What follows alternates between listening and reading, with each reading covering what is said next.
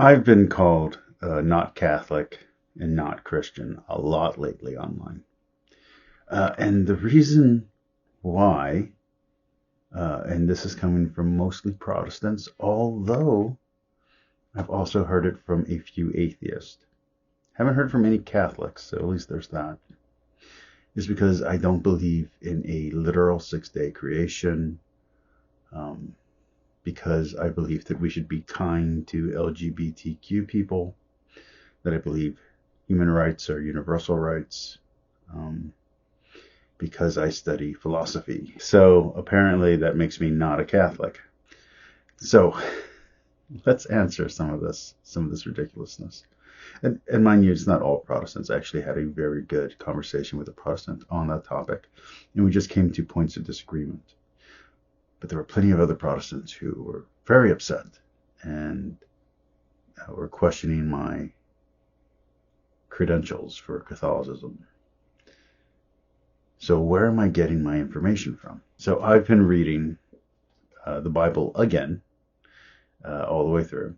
Again, I don't know if I'm going to get all the way through because I'm reading a lot of stuff right now. But I've been reading it with two people. With John Chrysostom, and with Origen. These are church fathers. Mind you, there's some question on whether or not we can call Origen a church father. But these are two very old divisions. This is the Alexandrian and the Antiochian schools. Literalism versus a allegorical approach to the Bible.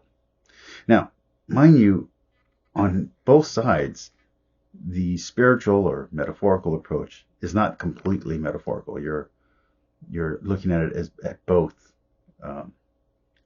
literal and as figurative. Okay, you're not just looking at it in one way.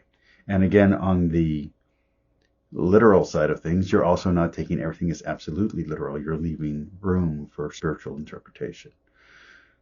Again, we would call it literal and metaphorical. They're calling it the spiritual versus by the letter.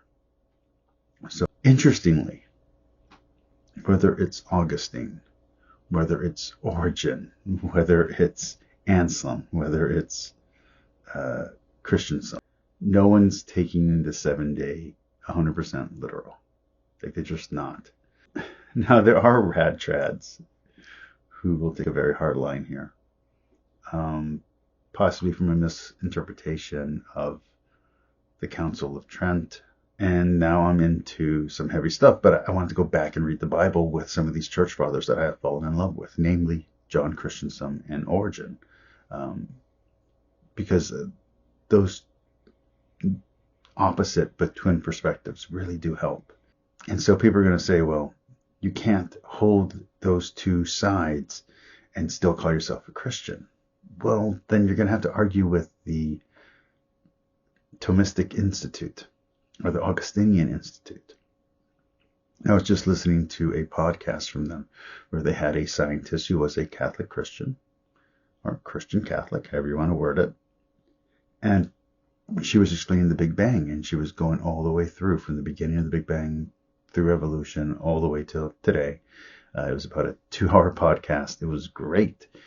And if you go and you listen to these scientists who are also Catholic, explaining their cosmology, you'll hear hard science that is completely congruent and completely in concord with secular science. Why is that? Because we're not holding to an absolute ultra-literalist interpretation of the Bible. Yes, we believe the Bible is true. Yes, we believe the Bible is literal, but literal in the classical sense, not literal in the when Jesus says, bite your nose to prevent yourself from sinning or to cut out your eye. It's not literal. He doesn't want you to really cut out your eye or really cut off your nose. So I just wanted to mention that because it's a really stupid accusation that I get Not that development hasn't happened. When we're making claims about history, we're actually talking history. But the church itself existed.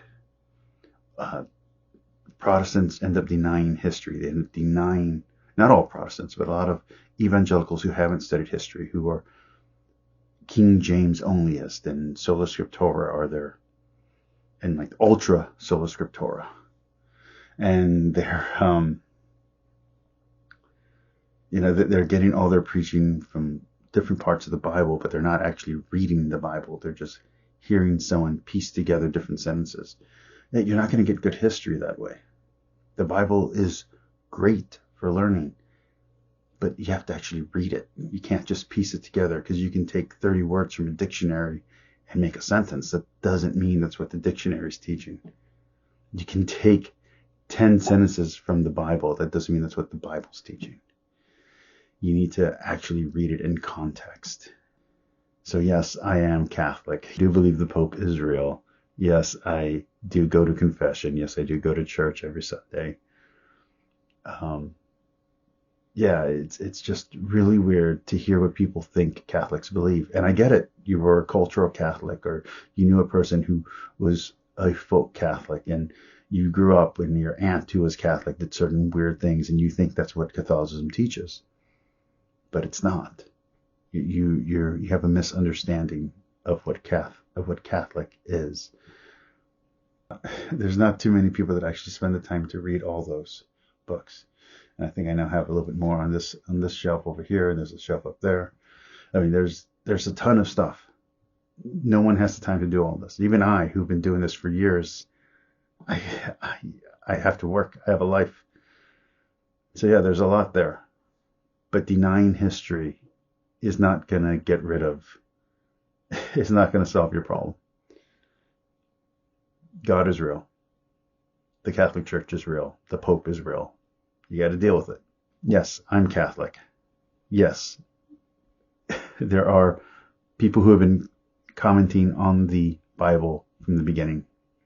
There are church fathers you can go to, and you can see what orthodoxy teaches. That's real. Now, you can disagree with orthodoxy, but understand that puts you outside the Christian tradition. And hey, you want to be a Gnostic or an Arian, that's your soul that you're endangering. If you want to be Orthodox, if you want to be a traditional Christian, well, there are traditional Christian schools and traditional Christian religions, Catholicism, Orthodoxy, Eastern Orthodoxy, if you will. But yeah, you can look at the ancient churches. You can look and see. 77 went out. The 12, whatever you want, the 70. You can find these things in history. You don't have to deny history to be Christian. You don't have to deny science to be Christian. You can embrace those things because God is the God of truth. So embrace truth.